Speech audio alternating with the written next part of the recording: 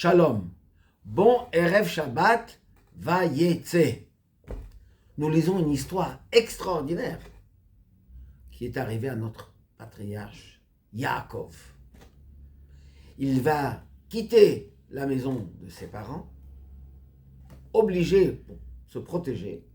Ses parents lui envoient, disent va chez ton oncle Lavan, car ton frère veut te tuer. Il arrive chez Lavan. Il se marie avec ses filles. Et là commence un grand débat philosophique fondamental qui dure 20 ans, jusqu'à son départ.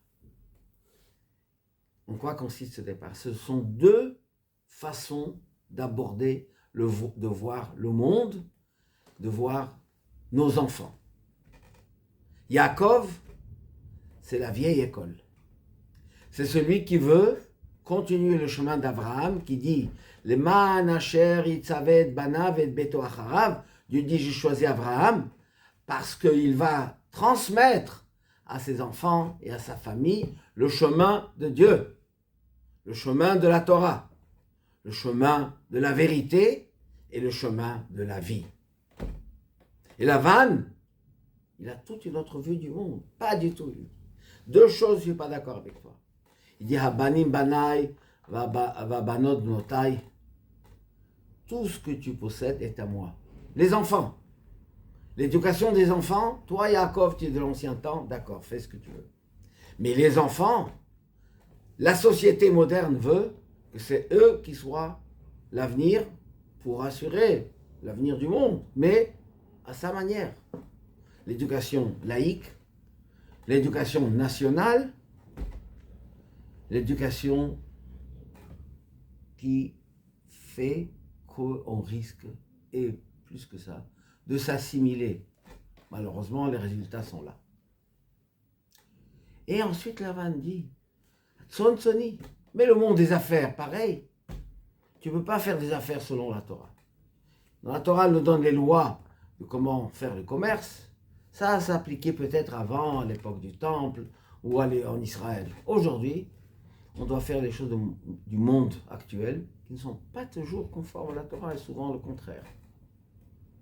Et la question, elle est-ce que c'est possible ou pas?